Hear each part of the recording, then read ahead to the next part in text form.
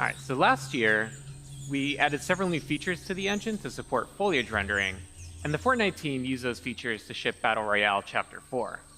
At the same time, Jacob over there and the team at Quixel were experimenting with what's possible for photoreal foliage environments, as well as testing out the latest functionality that we've been building for Unreal Engine.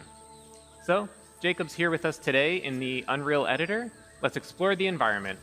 And what better way to do that than off-roading? And what better way to off-road than in a Rivian R1T? Now, Rivian uses Unreal to power their instrument cluster, including 3D visualization of their vehicles. So we worked with them to bring the R1T to life in this experience. Let's head on out, Jacob. Sure thing, on my way. All right. So we're building tools for interactive and dynamic worlds. So here we have chaos physics simulating rocks that tumble as we drive over them, leaves bend out of the way, and we also added some real-time fluid simulation.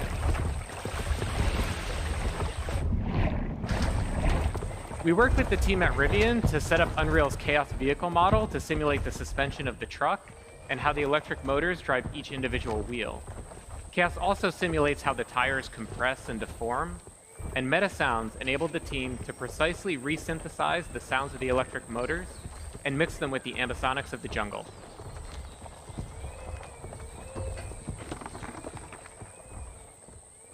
So Rivian provided us with a highly detailed model of the truck, about 71 million polygons that were able to render in real time thanks to Nanite.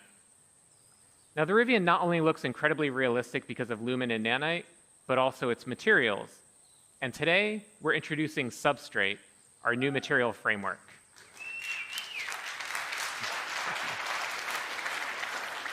And to better demonstrate it, let's swap the paint out for opal.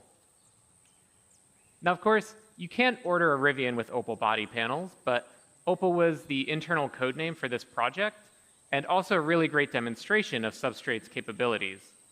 The base layer models the iridescence, refraction, and reflections that occur inside of an opal. And on top of that is a layer representing the polished surface and how light is absorbed as it travels through that clear layer of varying depths. And now we can add back on the dust and dirt layers. And notice how the reflection changes when interacting with the dust layer, and that there are no artifacts along the transition from dirt to dust to opal. So Substrate is more expressive, enabling artists to create materials like this with different shading models and compose and layer those materials as they see fit. All right, let's head on out, Jacob. On my way. All right. In terms of performance, Substrate materials that are similar to the current Unreal Engine shading model cost about the same. But now, artists have the freedom to author more complex materials for extremely detailed use cases, like in cinematics and in film.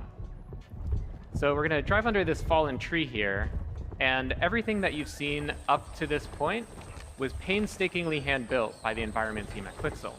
Everything since that fallen tree has been built using our brand new experimental suite of procedural content generation tools, entirely in engine that are flexible, deterministic, and artist-driven. Our guiding principle in building these systems was to empower artists to make tools for artists. So Jacob's going to go ahead and add a procedural assembly to the world. And the cool thing is that it communicates. Thank you. Yeah. Pretty cool. And the cool thing is that it communicates with other nearby procedural elements in the scene, like the creek bed. So let's say a designer comes by, wants to direct the player to drive to the left. Jacob can simply move the assembly to the right, and everything updates to accommodate that change. Game design is iterative, so let's say the designer comes back, wants to give the player the choice of going left or right again.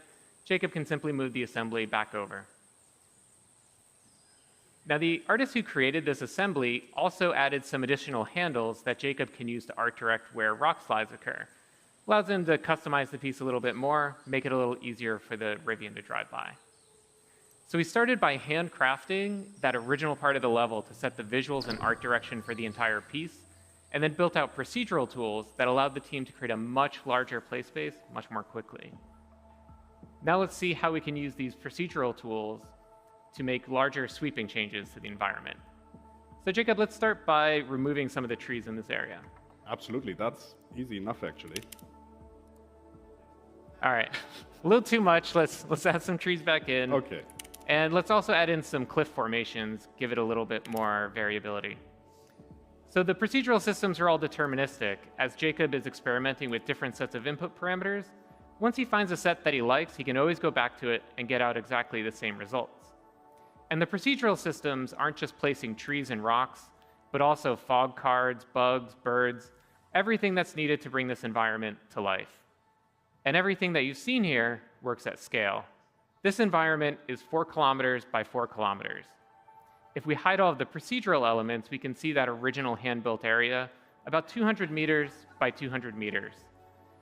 We believe that there will always be the need for hand-building environments, so we design these procedural systems to be tools for artists that work in concert with hand-built content. Both Substrate and the new procedural tools will be available in experimental form in 5.2. And everything you've seen here is running in the Unreal Editor in real time on a developer machine with an Intel 13900K CPU and NVIDIA RTX 4090 GPU. So Jacob, thanks for being here and helping us out today. Thank you very much, Nick, for having me. It's been a pleasure.